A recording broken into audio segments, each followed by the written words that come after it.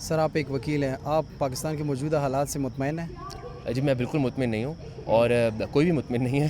اگر چند اشرافیہ کے لوگ کو لگتا ہے کہ زندگی اچھی ہے کیونکہ ایک یورو ٹرپ لگتا ہے سال میں اور اچھی گاڑی ہے یا بچے اچھے اسکول میں پڑھتے ہیں یا رات کو کھانا کھا کر سوتے ہیں، تو میرا خیال سے وہ وہم میں ہے. وہ ایک مائنورٹی ہے اس وقت ملک میں. میجورٹی اس ملک کی قسم پرسی کی زندگی گزار رہی ہے. اس ملک کی میجورٹی اپنا دکھ درد لے کر سڑکوں پر ہے. اس وقت احتجاج کی بھرمار ہے، لوگوں کے ایشوز کی بھرمار ہے. آپ مسنگ پرسن سے لے کے عدالتوں میں ناانصافی سے لے کے تھانوں کی زیادتیوں سے لے کے جمہوریت کا گلہ لے کے چور الیکشن یا فارم 47 سے حکومت بنانے سے لے کے کسی پوائنٹ پر بھی آپ دیکھ لیں تو یہ سارے مسائل موجود ہیں اور آنکھیں بند کرنے سے مسائل ختم نہیں ہوں گے. بلوچستان کا سب سے بڑا مسئلہ کیا ہے اور یہ لوگ آج کیوں احتجاج کر رہے ہیں؟ مجھے تو لگتا ہے کہ بلوچستان کا سب سے بڑا مسئلہ وہاں پر عوامی لیڈران کا نہ ہونا ہے، وہاں پر عدالتوں کا انصاف نہ دینا ہے، جبری گمشدگیاں ہیں. یہ سب مسائل بلوچستان کے ہیں، ان کو محرومی سے رکھا جاتا ہے. ان کے پاس وہ وسائل نہیں ہیں، وہاں پہ توجہ نہیں دی گئی. بلوچستان کے لوگوں کے ساتھ ایک خاص قسم کا رویہ رکھا گیا، ان کو محرومی محسوس کرائی گئی، ان کو اس چیز سے گزارا گیا اور اس کے بعد ان کو جبری طور پر گمشدہ کیا گیا. انہیں مسشدہ لاشیں ملتی ہیں، ان کو عدالتیں انصاف دینے سے قاصر ہیں. آج مہارنگ بلوچ کا 15 روزہ ریمانڈ جسمانی ریمانڈ دیا گیا ہے بغیر کسی بات کو سنے ہوئے. آج ان کے ریمانڈ کی پیشی پہ پروسیکیوٹر ایک لفظ نہیں بولا. آج ان کی ریمانڈ کی پیشی پہ جج نے پہلے سے فیصلہ لکھا ہوا تھا. آج مہارنگ عدالت میں مسکرا رہی تھی، وہ مسکرا رہی تھی مگر نظام لگتا تھا کہ ماتم منا رہا ہے. تو یہ آپ کے سامنے ہے.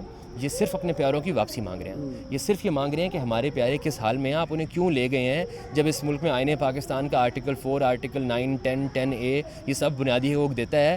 تو کیوں یہ طاقتیں اس نظام کو، اس آئین کو ماننے سے قاصر ہیں؟ کیوں نہیں مانتی؟ کیا یہ کسی اور ملک سے آ کر یہاں پہ قابض ہیں یا یہ بھی پاکستانی شہری ہیں؟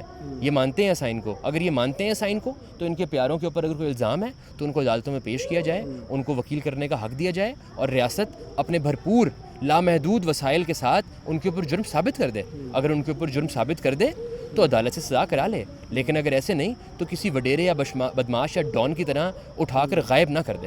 پاکستان کی ڈیموکریسی کے بارے میں بتائیں کہ ہم اس وقت دنیا میں کہاں پہ کھڑے ہیں؟ ہم اس وقت دنیا میں کہیں نہیں کھڑے، ہم لیٹے ہوئے ہیں. ہم شاید کھڑے ہونے والی قوموں میں ہیں ہی نہیں کہیں. شاید ہم یہ کہہ سکتے ہیں کہ ہم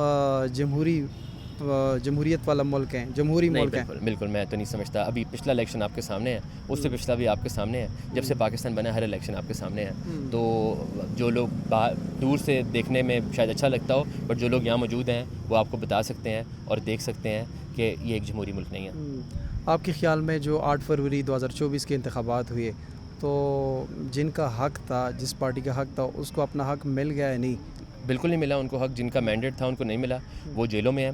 میرے ان سے 1001 اختلافات ہو سکتے ہیں. ان کے دور حکومت میں میرے ان کے اوپر 1001 تنقید بھی ہو سکتی ہے. ان کے رول پہ مجھے جو ہے افسوس ہو سکتا ہے. وہ جب سیم پیج پر تھے اپنی حکومت کے دور میں، مجھے اس سے اختلاف ہو سکتا ہے. لیکن کیا ان کا مینڈیٹ بنتا تھا؟ بالکل بنتا تھا. کیا ان کو دیا گیا؟ ان کو بالکل نہیں دیا گیا. آپ تو ایک وکیل ہیں. عمران خان کے اوپر جو کیسز بنائے گئے ہیں ان کیسز کو آپ کس نظر سے دیکھتے ہیں؟ ان کیسز میں کوئی جان ہے یا نہیں؟ بالکل جان نہیں ہے. وہ ابیوز آف پروسیس ہیں، وہ جھوٹے کیسز ہیں، وہ ایک اسٹیبلشمنٹ کے عطاب کے شکار ہیں. جس طرح ان کے دور حکومت میں نون لیگ زیر عطاب تھی، ان کے خلاف جھوٹے کیسز تھے.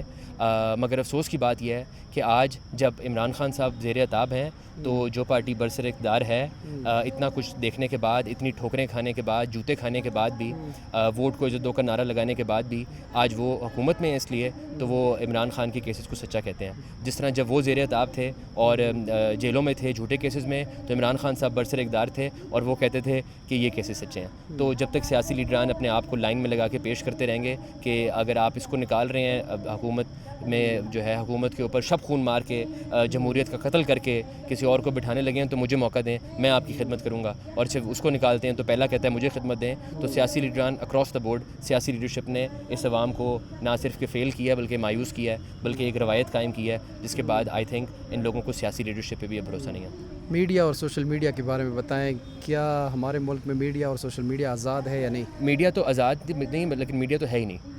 میڈیا تو نہیں. آپ کو یہاں میڈیا نظر آیا ہے؟ یہ 3 دن سے آج مائیں اور بچیاں بیٹھی ہوئی ہیں، اپنے جبری طور پہ گمشدہ لوگوں کا مطالبہ کر رہی ہیں. میڈیا موجود نہیں ہے.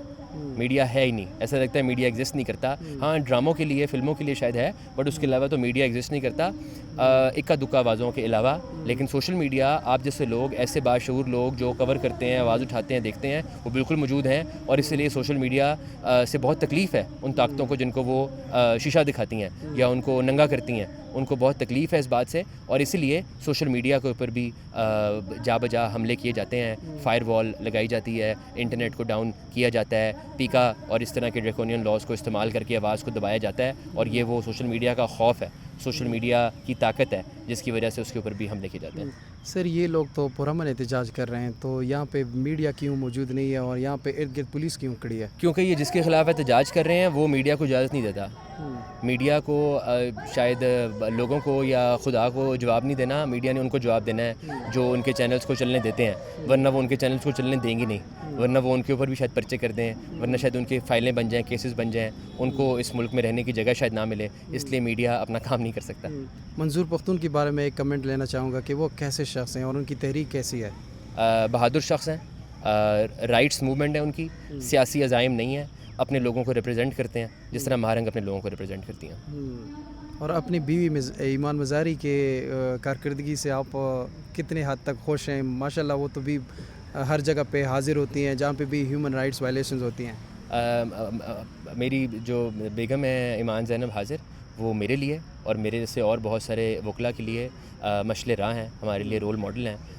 ان کو دیکھ کے ہمیں بھی طاقت ملتی ہے, بہادری ملتی ہے, اور ان کی وجہ سے ایک ہوا چلی ہے, ایک تازہ ہوا کا جھونکا چلا ہے. میڈم آسمہ جہانگیر جو میری استاد تھیں, جن سے میں نے پریکٹس شروع کی تھی, ان کے بعد شاید وہ ایک ویکیوم فل کر رہی ہیں.